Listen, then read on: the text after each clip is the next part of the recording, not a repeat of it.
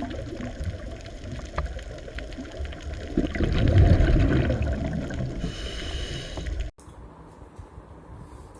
આજે આપણે જોઈએ CO2 નું વહન થોડુંક વિસ્તારથી. CO2 નું વહન અલગ અલગ રીતે થાય. એમાંની એક પદ્ધતિ હતી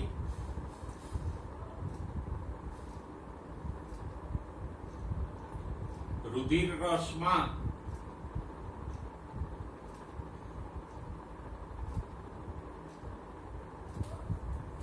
દ્રાવ્ય થઈને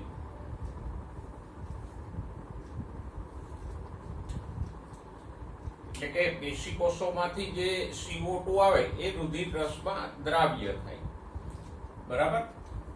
અને દ્રાવ્ય થઈને લગભગ 7% જેટલા CO2 નું વહન થાય.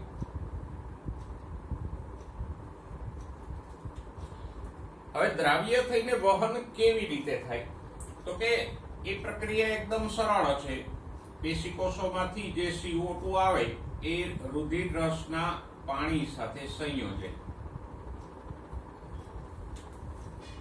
અને CO2 પ્લસ H2CO3 બને.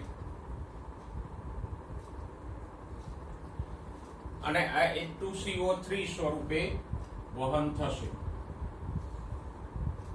કાર્બોનિક એસિડ H2CO3 એટલે કાર્બોનિક એસિડ. તો આ પ્રક્રિયા એકદમ સરળ છે. અને આમ પણ પાણીમાં ઓક્સિજન દ્રાવ્ય છે જ, તો અહીંયા પણ રુધિર રસના પાણીમાં CO2 દ્રાવ્ય થઈ અને વહન પામે છે. પછી બીજો પ્રકાર છે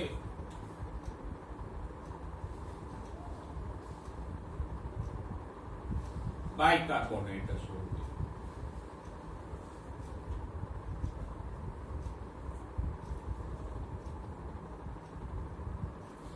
પણ બાયકાર્બોનેટ બે બનશે. એક બનશે પોટેશિયમ બાયકાર્બોનેટ કે જે રક્તકણની અંદર બનશે.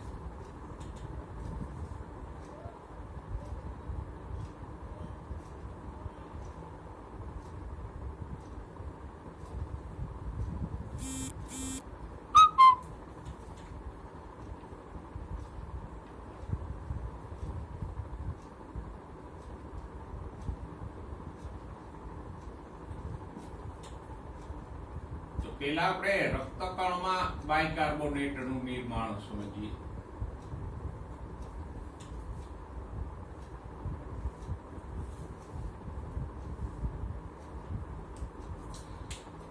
રક્તકણમાં બાયકાર્બોનેટ કેવી રીતે બનશે? તો કે રક્તકણની અંદર પોટેશિયમ બાયકાર્બોનેટ બનશે.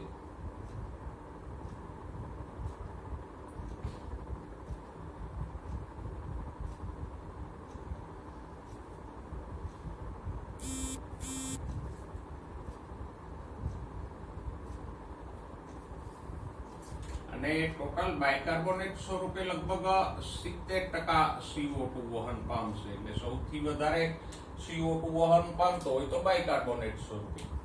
બાયકાર્બોનેટ બે જગ્યાએ બને, રક્તકણમાં બનશે અને રુધિર રસમાં પણ બનશે. રક્તકણમાં પોટેશિયમ બાયકાર્બોનેટ બનશે, જ્યારે રુધિર રસમાં સોડિયમ બાયકાર્બોનેટ બનશે. પહેલા એ જોઈએ કે રક્તકણમાં બાયકાર્બોનેટ કેવી રીતે બને. તો કે પ્રક્રિયાની શરૂઆત તો અહીંથી જ થશે. CO2 જે આવે એ રક્તકણમાં રહેલા પાણી સાથે સંયોજે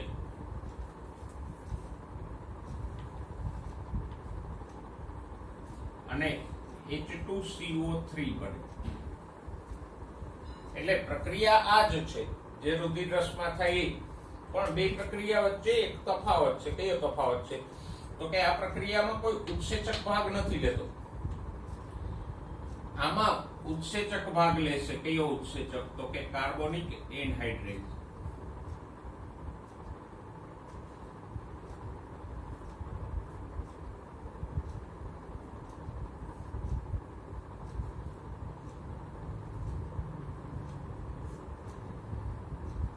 બરાબર. તો કાર્બોનિક એનહાઇડ્રેટ ઉત્સેચકની હાજરીમાં H2CO3 નું નિર્માણ થાય. હવે આ H2CO3 નું વિયોજન થશે.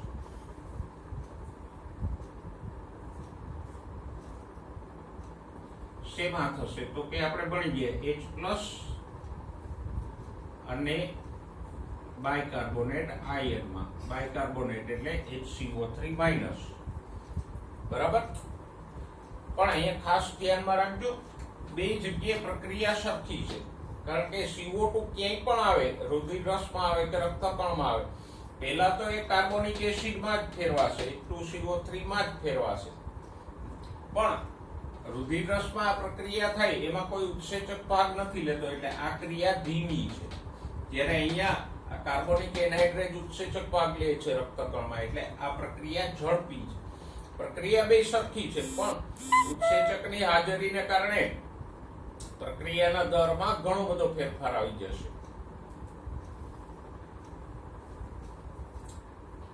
હવે આગળ જઈએ.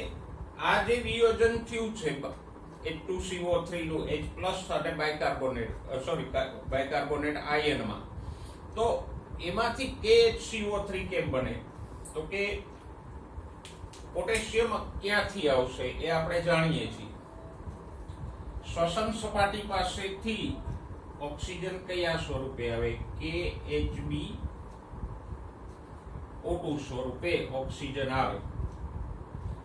હવે આ KHbO2 નું પણ વિયોજન થશે પેશીકોષો પાસે. આખી જે પ્રક્રિયા આપણે ભણીએ છીએ CO2 ના વહનની, એ પ્રક્રિયા ક્યાં થશે? પેશીકોષો પાસે થશે. કારણ કે કોષોમાંથી CO2 આવે એટલે કોષો પાસે આ પ્રક્રિયા થશે. તો આજે ફેફસા પાસેથી KHbO2 આવ્યો હોય એનું વિયોજન થાય. એમાંથી શું શું અલગ પડશે? તો કે એમાંથી એક તો O2 અલગ પડશે, એ પેશીકોષોમાં જતો રહેશે. પછી પોટેશિયમ અલગ પડશે અને હિમોગ્લોબિન અલગ પડશે. તો આ પોટેશિયમ હવે આ HCO3- સાથે સંયોજાઈ જાય તો શું બની જાય?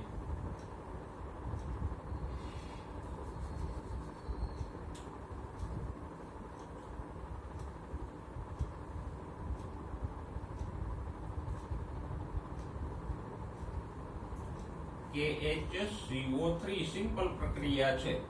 HCO3- સાથે પોટેશિયમ સંયોજાય એટલે KHCO3 બની જાય, ને આ બની ગયો પોટેશિયમ બાયકાર્બોનેટ. આપણે બાયકાર્બોનેટ નું જ નિર્માણ કરવું હતું ને, તો આમ રક્તકણમાં પોટેશિયમ બાયકાર્બોનેટ બને. પછી આ એક પ્રક્રિયા પણ આપણે ભણી ગયા કે આ હાઇડ્રોજન છે Hb સાથે સંયોજાય એટલે HHB બને. પછી એ HHB શ્વસન સપાટી એટલે વાયુ કોષ્ઠો સુધી જાય. બરાબર. તો આ રક્તકણમાં આપણે બાયકાર્બોનેટ ભણ્યા. પ્રક્રિયા સહેલી છે, ગૂંચવવાની જરૂર નથી. આ HCO3 અને KHbO2 બે પદાર્થો છે, એમાંથી શું બની જાય? KHCO3 અને HHB બની જશે. બરાબર. તો આ રક્તકણમાં બાયકાર્બોનેટના નિર્માણની આપણે વાત કરી. હવે રુધિર રસમાં બાયકાર્બોનેટનું નિર્માણ છે. જો આ પ્રક્રિયા અગત્યની છે, જે O2 CO2 ના વહનમાં તમને જો બહારથી કંઈ પૂછાય તો એમાં સૌથી વધારે આ રુધિર રસમાં બાયકાર્બોનેટના નિર્માણ સંબંધિત પૂછાય. અને આ પ્રક્રિયા પણ ક્યાં થશે? પેશીકોષોની નજીક જ થશે. બરાબર. હવે રુધિર રસમાં બાયકાર્બોનેટ નિર્માણમાં રક્તકણ તો ભાગ લેશે જ. તો આપણે એક રક્તકણ દોરીએ સરસ મજાનો.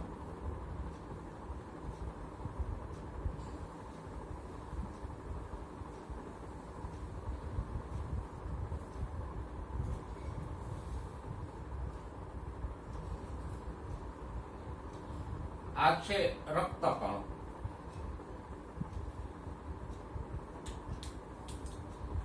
રક્તકણની અંદર હમણાં જ આપણે જોયું કે પેલો KHCO3 બન્યો હોય.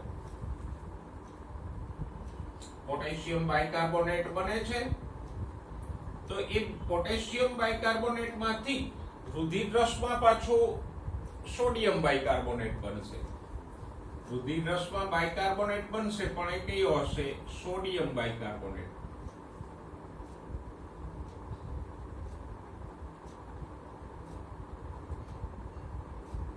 એટલે બાયકાર્બોનેટ બે બને છે, રક્તકણમાં પોટેશિયમ બાયકાર્બોનેટ અને રુધિર રસમાં સોડિયમ બાયકાર્બોનેટ.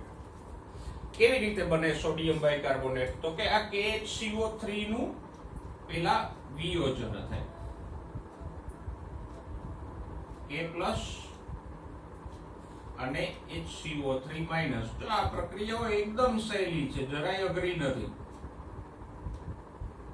એટલે સહેલી પ્રક્રિયાથી જ ભણજો. KHCO3 છે તો H+ અને બાયકાર્બોનેટ આયન છૂટા પડે, CO2 + H2O તો H2CO3. સીધું 1 ને 1 2 જેવી પ્રક્રિયાઓ છે, એટલે એને અઘરી કરીને નહીં ભણતા.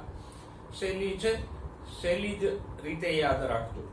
ઓકે, હવે પેલા આ જોઈ લે કે અહીંયા જુઓ, પેલું તો એ થશે કે આ બાયકાર્બોનેટ છે એ રક્તકણમાંથી બહાર આવશે રુધિર રસમાં.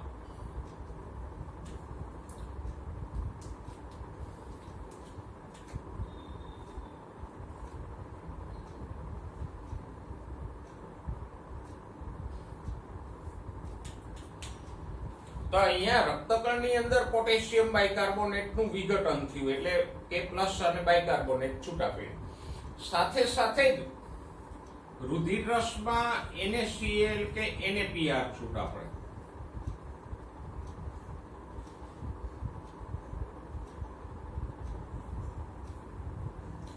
અથવા તો Na2HPO4 માંથી સોડિયમ આવે. એટલે સોડિયમ ક્યાંથી આવે? મેઇન તો NaCl માંથી આવશે, પણ NaPr અથવા Na2HPO4 માંથી પણ આવે. સપોઝ કે આપણે એક NaCl જ રાખીએ, એટલે તમને સમજવું સહેલું પડે. NaCl નું વિઘટન થાય તો શું છૂટું પડે? તો એમાં કઈ અઘરું નથી, Na+ અને Cl- છૂટા પડે. બરાબર? આ Na+ છે એ આ HCO3- સાથે જોડાઈ જાય.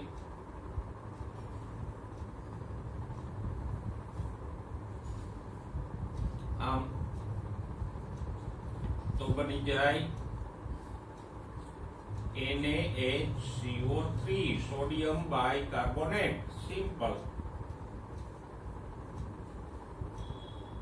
બરાબર? તમારે બે જ વસ્તુ યાદ રાખવાની છે કે રક્તકણમાં પોટેશિયમ બાયકાર્બોનેટ નું વિઘટન થાય, રુધિર રસમાં NaCl નું વિઘટન થાય. બસ, પછી આ Na+ અને પેલો HCO3- બે જોડાઈ જાય તો NaHCO3 બની જાય. તમામ પદાર્થો આપણા જાણીતા છે.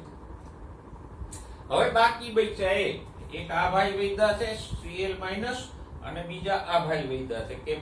એ બેનું શું થાય? તો કે આ Cl- છે, ક્લોરાઇડ આયન છે, એ આમ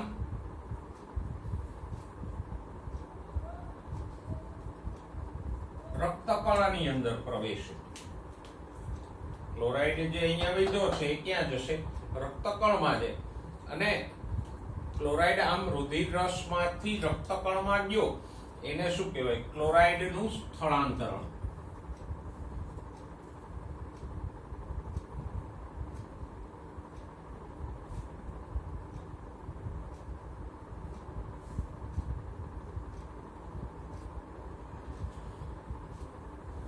તો આ શબ્દને બરાબર યાદ રાખજો. ક્લોરાઇડ સ્થળાંતરણ એટલે શું?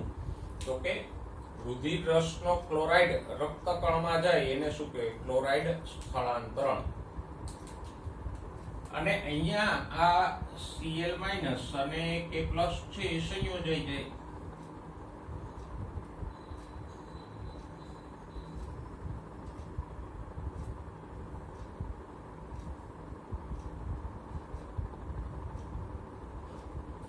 તો બની જશે KCl.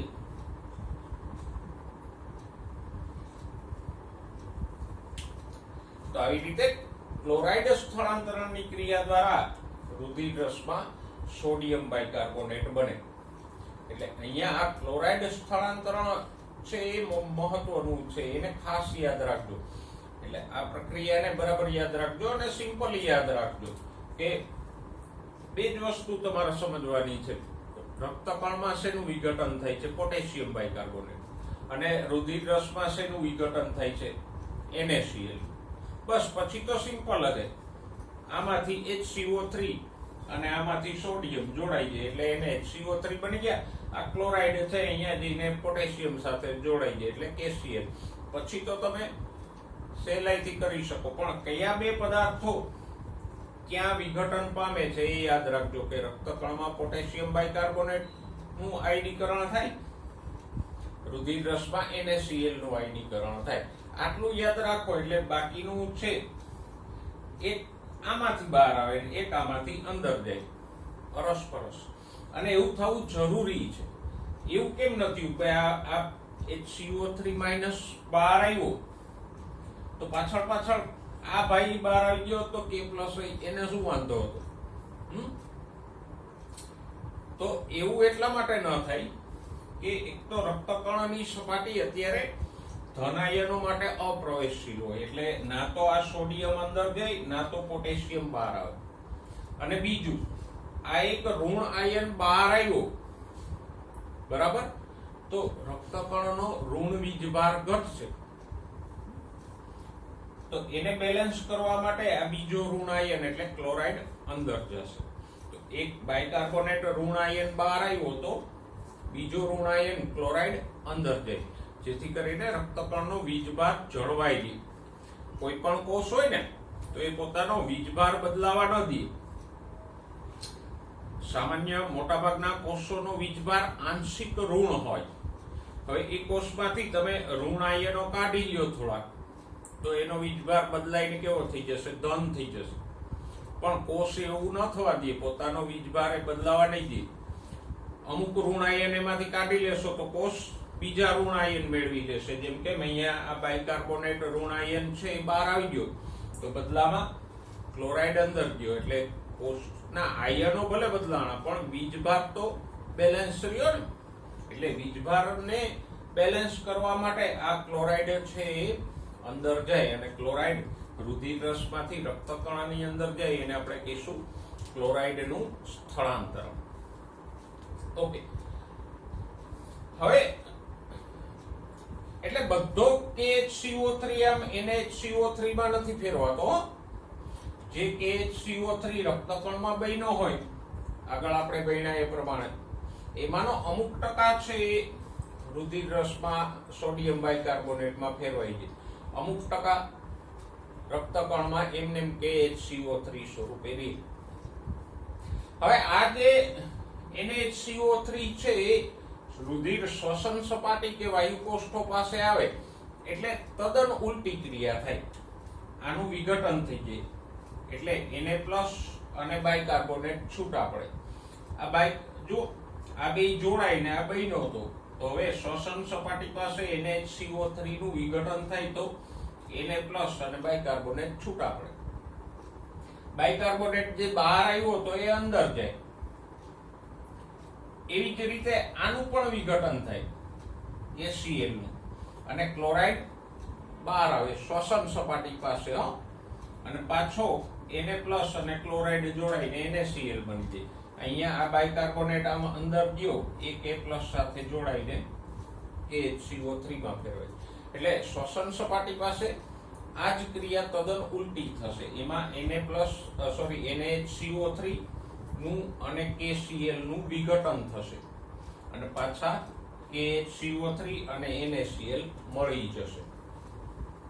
એ પ્રક્રિયા ભણવાની જરૂર નથી કે કેવી રીતે ઉલટી પ્રક્રિયા થાય, પણ એમાંથી એક શબ્દ યાદ રાખજો. શ્વસન સપાટી પાસે KCl નું વિઘટન થાય અને ક્લોરાઇડ છૂટો પડે. એ ક્લોરાઇડ પાછો બહાર આવે એને શું કહેશું? ક્લોરાઇડનું પ્રતિસ્થળાંતરણ. ક્લોરાઇડ રક્તકણની અંદર ગયો તો એ ક્લોરાઇડ સ્થળાંતરણ. શ્વસન સપાટી પાસે પાછો બહાર આવ્યો તો ક્લોરાઇડનું પ્રતિસ્થળાંતરણ. બરાબર? તો આ પ્રક્રિયાને તમારી નોટમાં નોંધી લેજો અને એમાંથી આ ક્લોરાઇડ સ્થળાંતરણ પ્રતિસ્થળાંતરણ જે બે શબ્દો છે એને યાદ રાખજો. જો ક્લોરાઇડ સ્થળાંતરણ અને ક્લોરાઇડ નું પ્રતિસ્થળાંતરણ આપણે સમજ્યા, હવે એને લખી લઈએ શબ્દોમાં. પહેલા ક્લોરાઇડ સ્થળાંતરણ અને લખીએ.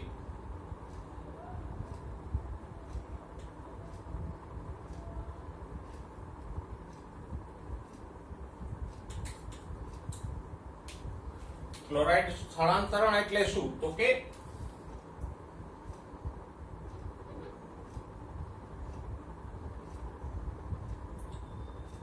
પેશીકોષો પાસે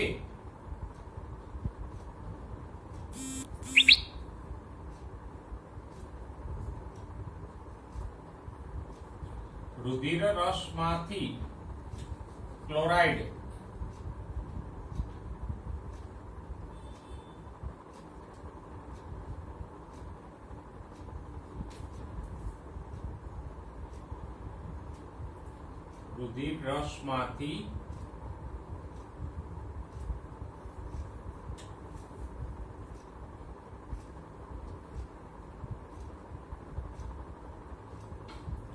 રક્તકણમાં પ્રવેશે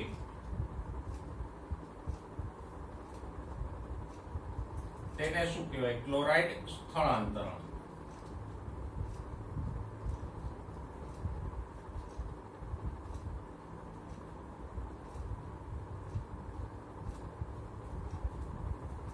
બરાબર.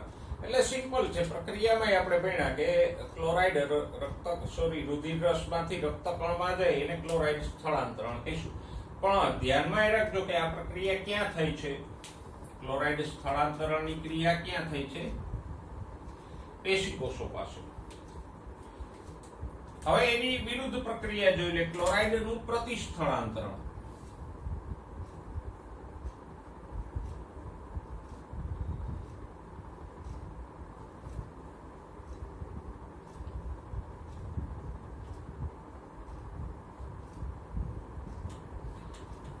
તો કે શ્વસન સપાટી પાસે રક્તકણોનો ક્લોરાઇડ પાછો રુધિર રસમાં પ્રવેશે એને કહેવાય ક્લોરાઇડનું પ્રતિસ્થળાંતરણ. આમ ગયો તો સ્થળાંતરણ, આમ આવ્યો તો પ્રતિસ્થળાંતરણ.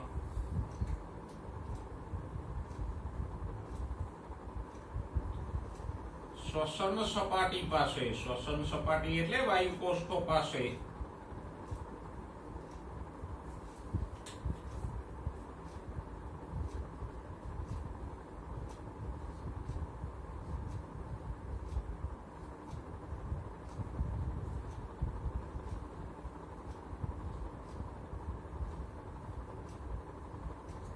ક્લોરાઇડ રક્તકણમાંથી રુધિર રસમાં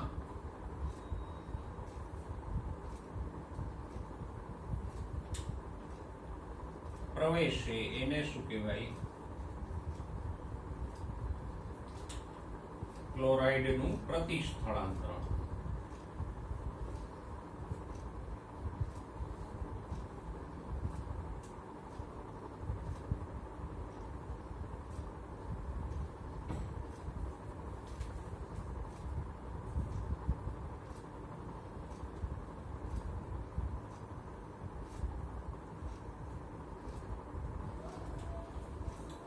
બરાબર. તો આ જે આપણે ક્લોરાઇડ સ્થળાંતરણ અને પ્રતિસ્થળાંતરણ ભણ્યા એની આપણે વ્યાખ્યા લખી.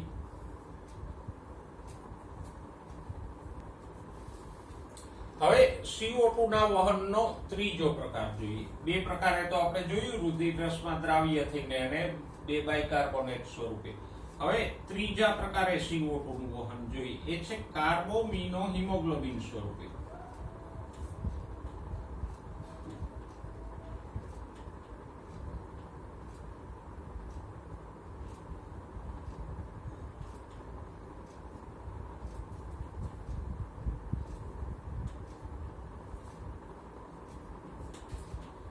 બરાબર. અને કાર્બોમિનો હિમોગ્લોબિન સ્વરૂપે લગભગ 20 થી 25% જેટલા CO2 નું વહન થશે.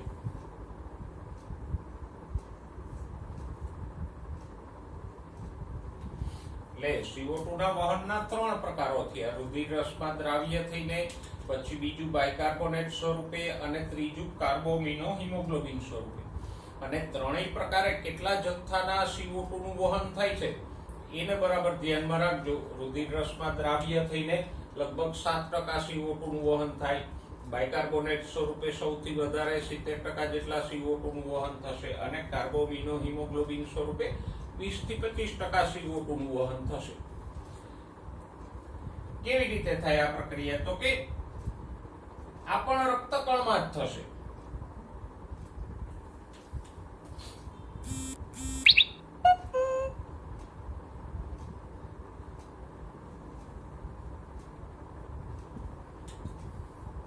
કારણ કે હિમોગ્લોબિન આવ્યો ને પ્રક્રિયામાં, તો હિમોગ્લોબિન કેવો હોય? રક્તકણમાં જ હોય. રુધિર રસમાં તો હિમોગ્લોબિન ના હોય. એટલે હિમોગ્લોબિન અહીંયા પ્રક્રિયામાં સંકળાયેલો છે, એટલે આ પ્રક્રિયા પણ રક્તકણમાં જ થશે. તો રક્તકણની અંદર એમિનો હિમોગ્લોબિન હોય. આ એમિનો સમૂહ થયો, NH2 એટલે એમિનો. એની સાથે હિમોગ્લોબિન જોડાયેલો હોય, એટલે આ થઈ ગયો એમિનો હિમોગ્લોબિન.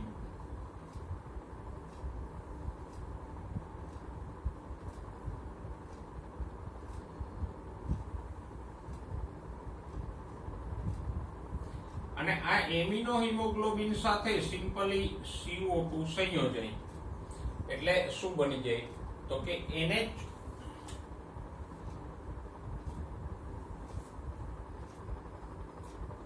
HB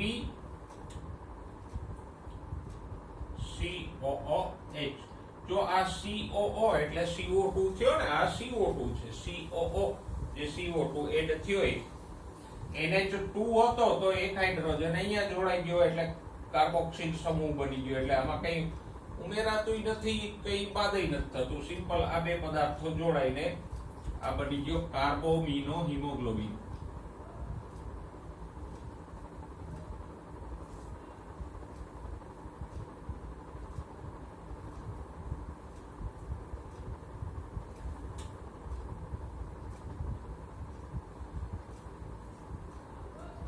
જો કાર્બોમિનો શા માટે?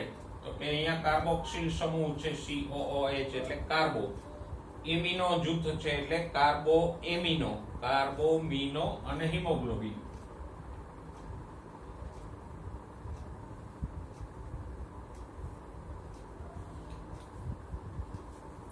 આ થઈ ગયું. શ્વસન સપાટી પાસે આ ક્રિયા ઊંધી થઈ. આ એમિનો હિમોગ્લોબિન છૂટો પડી જાય અને CO2 રિલીઝ થઈ જાય. તો CO2 ના વહનની 3 રીતો આપણે જોઈ. હવે જોઈએ ઊંચાઈ અને શોષણ. ઊંચાઈ એટલે માણસની ઊંચાઈ નહીં, જે તે સ્થળની ઊંચાઈ.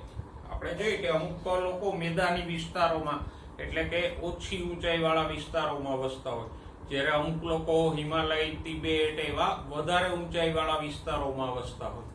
તો વધારે ઊંચાઈએ જતા શ્વસન ક્રિયા ઉપર અસરો થાય, તો એની ચર્ચા આપણે કરશું. જો પહેલી વાત તો એ કે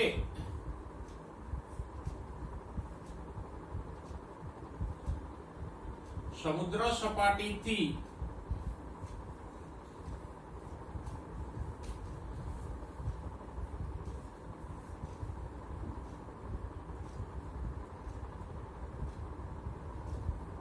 વધુ ઊંચાઈએ જતા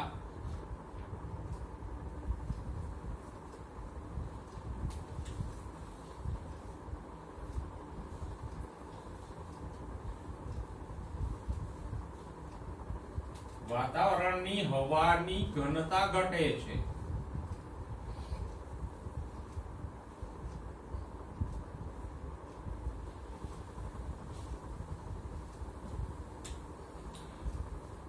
હવાની ઘનતા ઘટે ને એ તો આપણે જાણીએ કે વધારે ઊંચાઈએ જાઓ એમ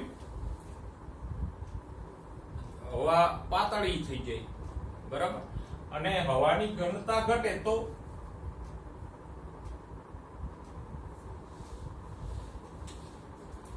ઓક્સિજનનું આંશિક દબાણ એટલે કે PO2 પણ ઘટી જાય.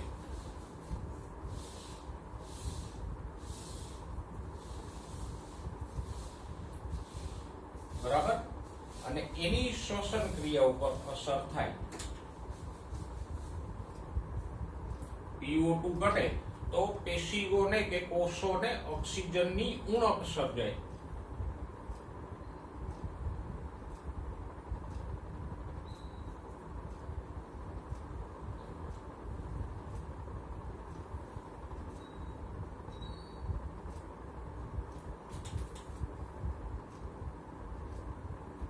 અને આ પેશીઓને ઓક્સિજનની ઉણપ સર્જાય એને શું કહેવાય? હાઇપોક્સિયા.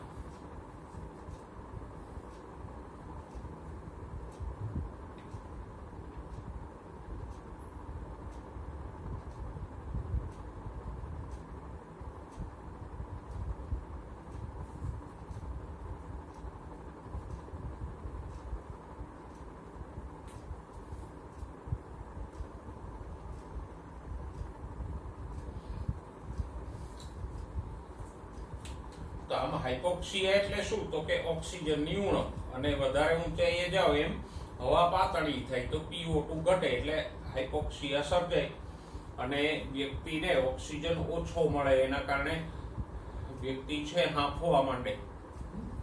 બરાબર.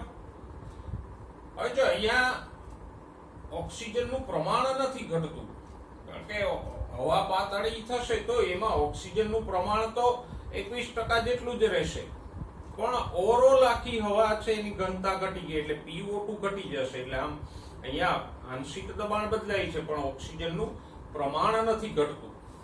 બરાબર.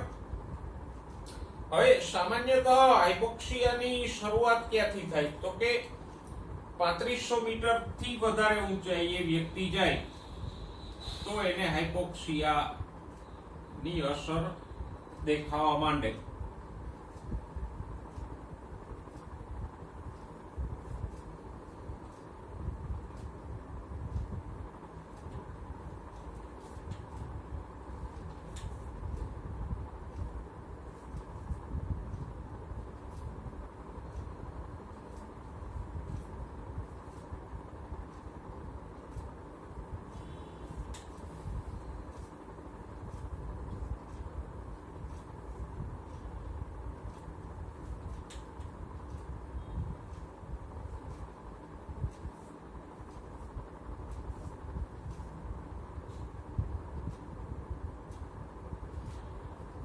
તમે 1000-2000 મીટર ઊંચાઈએ જાવ તો કોઈ ફરક નહીં પડે, કારણ કે હવા એટલી બધી પાતળી નહીં થાય કે હાઇપોક્સિયાની અસર દેખાય.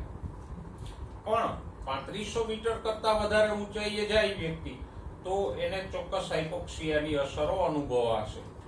હવે હાઇપોક્સિયાની અસરો કઈ કઈ છે? શું થાય હાઇપોક્સિયામાં?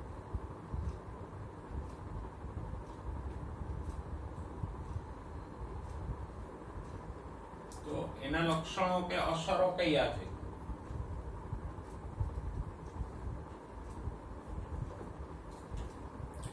તો કે હાઇપોક્સિયામાં સૌથી પહેલા તો વ્યક્તિને સુસ્તી આવે, આમ શરીર છે સુસ્ત અનુભવાય, એમાં સ્ફૂર્તિ ન રહે, કારણ કે ઓક્સિજન ઘટે તો આપણે આ ચેપ્ટરની શરૂઆતમાં જ ભણી ગયા કે આપણે જે ઓક્સિજન લઈએ છીએ વપરાય છે ક્યાં? કોષની અંદર ગ્લુકોઝના વિઘટનથી શક્તિ છૂટી પાડવામાં વપરાય. હવે જો ઓક્સિજન જ ઓછો હોય તો શું થાય? શક્તિ ઓછી છૂટી પડશે, એના કારણે સુસ્તી આવે, થાક લાગે, અશક્તિ વર્તાય, એવું બધું થશે. કારણ કે ઓક્સિજન ઘટશે તો શક્તિ મુક્ત થવાનું પ્રમાણ ઘટી જશે, અને શક્તિ મુક્ત થવાનું પ્રમાણ ઘટે તો પછી સુસ્તી, અશક્તિ,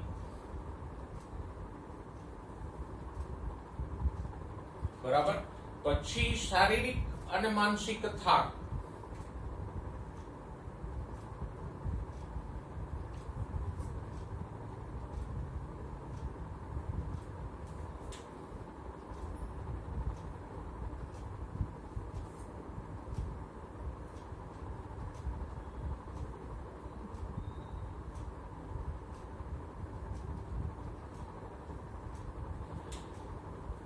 બરાબર. એટલે માણસ શરીરથી તો થાકી જાય, માનસિક રીતે પણ થાકી જાય.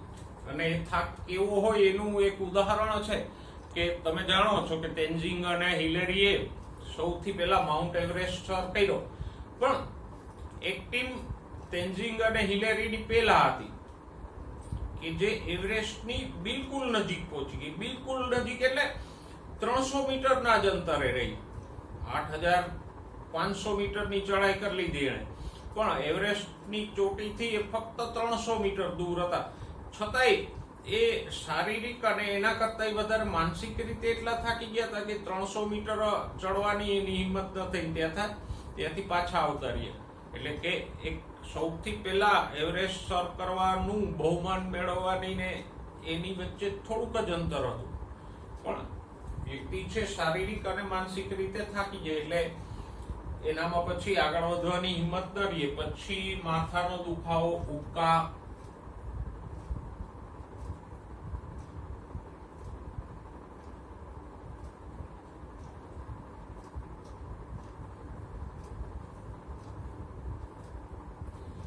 એવી બધી તકલીફો થાય. ઊંઘમાં ખલેલ, એટલે કે એટલી ઊંચાઈએ ઊંઘ ના આવે.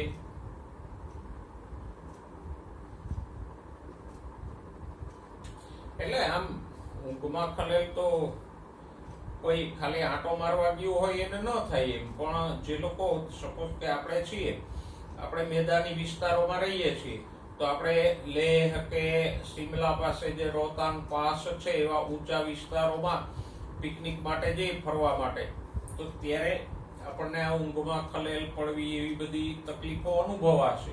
પછી શ્વાસ લેવામાં મુશ્કેલી,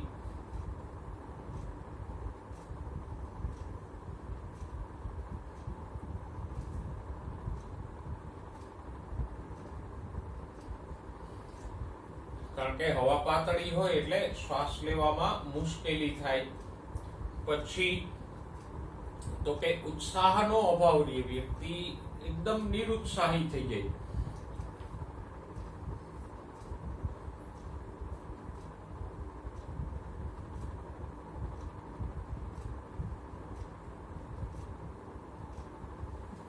પછી ભારે કામો, કોઈ શારીરિક શ્રમ વાળા કામો,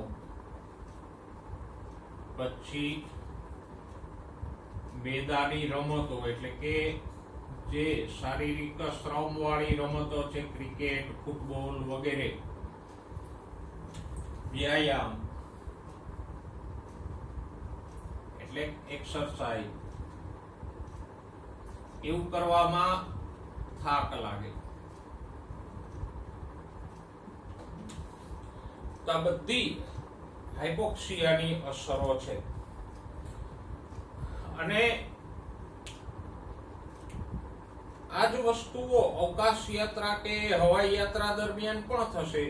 જે સામાન્ય હવાઈ જહાજો હોય છે એ તો મોસ્ટલી 10,000 ફૂટ કે એનાથી ઘણી ઊંચાઈએ રહેતા હોય છે, 15,000 18,000 ફૂટની ઊંચાઈએ ઉડતા હોય છે.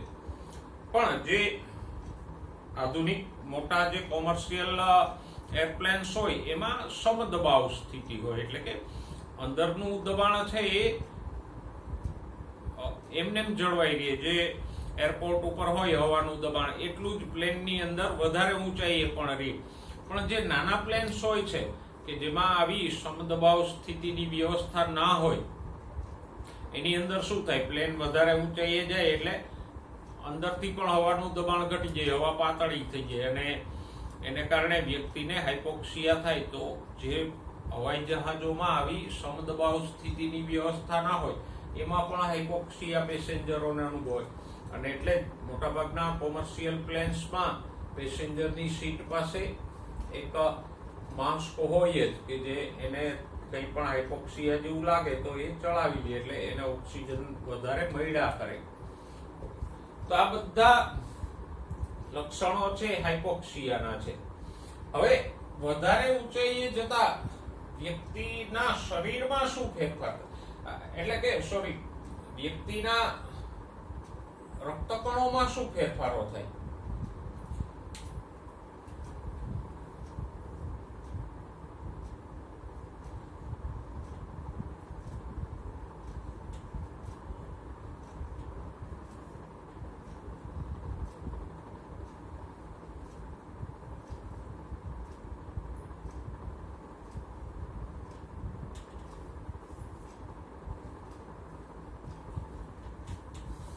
આપણે ધારો કે કોઈ આવા ઊંચાઈ વાળા પ્રદેશોમાં લાંબો સમય રહીએ 6 મહિના કે એનાથી વધારે, તો આપણા શરીરમાં ફેરફારો થશે. પછી જે લોકો તિબેટ કે શિમલા કે એન્ડીઝની પર્વતમાળાઓમાં 5000-7000 મીટર કરતા વધારે ઊંચાઈએ પરમેનન્ટ વસે છે, એના શરીરમાં પાતળી હવામાંથી ઓક્સિજન મેળવવા માટેના અમુક અનુકૂલનો હોય. એ કયા હોય? તો કે એક તો એમાં રક્તકણોની સંખ્યા વધારે હોય, આરબીસી એટલે રેડ બ્લડ સેલ્સ.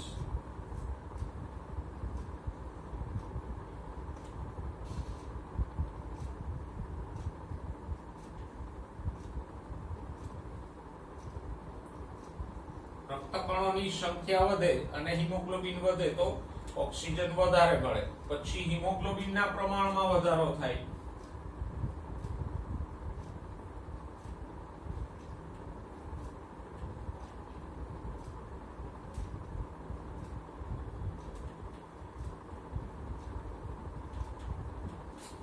બરાબર. પછી ફેફસામાં હવાના જથ્થામાં વધારો થાય. એટલે કે આપણે જે સામાન્ય શ્વાસ લેતા હોઈએ એના કરતા એના ફેફસામાં વધારે હવા સમાઈ શકે.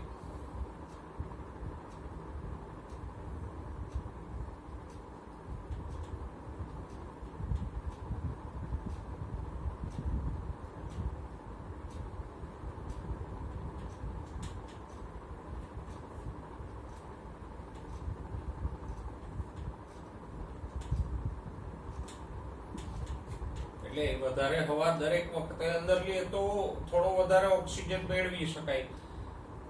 પછી ફેફસા ફેલાવાની ક્ષમતામાં વધારો થાય.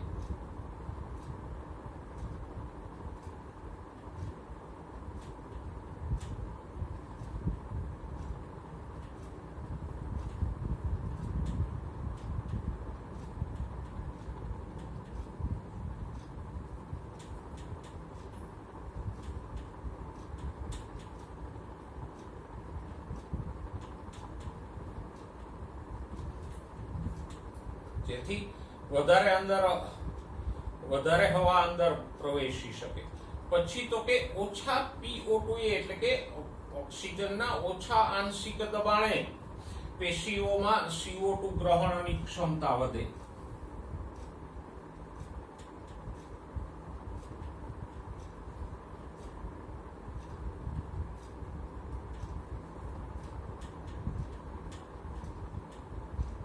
ઓક્સિજન ગ્રહણની ક્ષમતા વધે.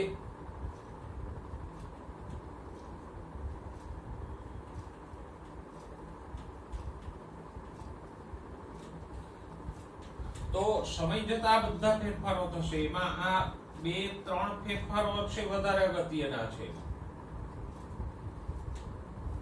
અને આ ફેરફારો ક્યારે થશે? તો કે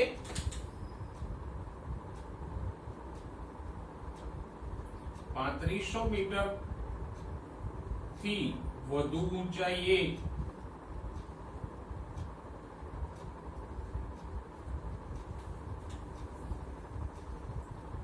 છ મહિના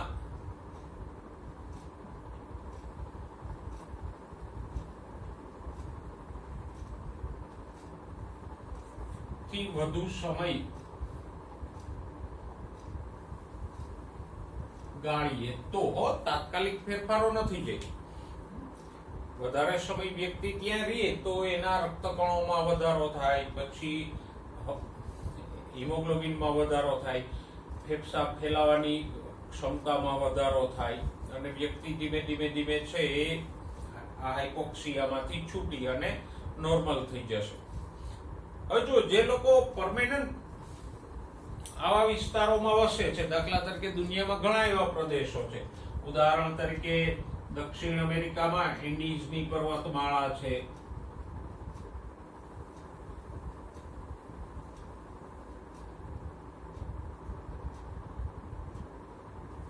પછી તિબેટ, લેહ, લદ્દાખ,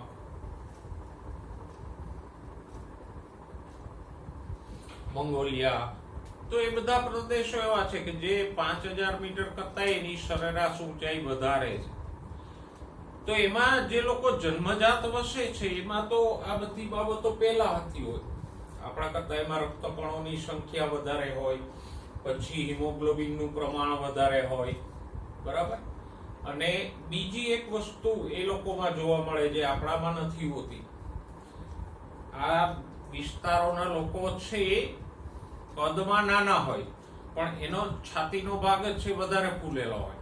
એટલે શરીરના કદ કરતા ફેફસાનું કદ વધારે હોય આપણા, એટલે રેશિયોમાં. આપણા શરીરનું કદ અને આપણા ફેફસાના કદનો રેશિયો માંડો, એના કરતા આ વધુ ઊંચાઈએ જીવતા લોકોમાં શરીરના કદ અને ફેફસાનો રેશિયો ઊંચો હોય. શરીરનું કદ નાનું હોય પણ છાતીનો ભાગ પહોળો હોય, મીન્સ કે ફેફસાઓનું કદ વધારે હોય. જો આપણે ત્યાં પેલા તિબેટિયન લોકો આવે છે શિયાળામાં સ્વેટરો વગેરે વેચવા, તો સામાન્યતઃ એ લોકો ઓછી ઊંચાઈના અને આમ પાતળા હશે. આપણી જેમ વધારે ઊંચાઈ કે ભરાવદાર શરીર એનું ઓછું હોય. તો શરીરનું કદ જેટલું નાનું એટલો જ પેશીઓને ઓક્સિજનનો સપ્લાય વધારે મળે. સામે પક્ષે એના ફેફસા આપણા કરતા મોટા છે તો કદ નાનું છે, ફેફસાની ક્ષમતા વધારે છે, તો એને પાતળી હવામાંથી પૂરતો ઓક્સિજન મળશે. સાથે સાથે એમાં જન્મજાત રક્તકણોનું પ્રમાણ, હિમોગ્લોબિનનું પ્રમાણ એ પણ વધારે હોય છે. તો આ વધારે ઊંચાઈએ શ્વસન સંબંધિત કઈ કઈ મુશ્કેલી થાય, અને વધારે ઊંચાઈએ વ્યક્તિ 6 મહિના કે વધારે સમય લે તો એનામાં શું શું ફેરફારો થાય એ આપણે જોયું. અને એટલે જ એવરેસ્ટ જેવા પર્વતોની જે લોકો ચડાઈ કરતા હોય એ સામાન્ય આપણે ગિરનાર ચડીએ એમ સતતપણે ચડે નથી જતા, પણ એવરેસ્ટ ચડતા પહેલા એના 4 કેમ્પ આવે. થોડી થોડી ઊંચાઈએ એના કેમ્પ કરે અને એ કેમ્પમાં એ 2 અઠવાડિયા કે વધારે સમય રોકાય. એટલે ધીમે ધીમે એનામાં આ રક્તકણોની સંખ્યા વધવા માંડે, હિમોગ્લોબિનનું પ્રમાણ વધવા માંડે અને પછી એ ઉપર જતા જાય. જો કન્ટિન્યુઅસ ચડતા જાય એમને તો હાઇપોક્સિયાને કારણે અમુક ઊંચાઈએ થાકી જાય, પણ વચ્ચે ઊંચાઈ ઉપર રોકાવાથી એનામાં આ જે ફેરફારો છે થતા જાય. એક્લેમેટાઇઝેશન આને કહેવાય. આ જે અનુકૂલનો છે એને કહેવાય એક્લેમેટાઇઝેશન. એટલે એનું બોડી વધારે ઊંચાઈને એક્લેમેટાઇઝ થતું જાય અને એ આગળ વધી શકે. તો આપણે 17મા ચેપ્ટરમાંથી જે નીટ સંબંધિત અગત્યના મુદ્દાઓ હતા એની ચર્ચા અહીંયા પૂરી કરી.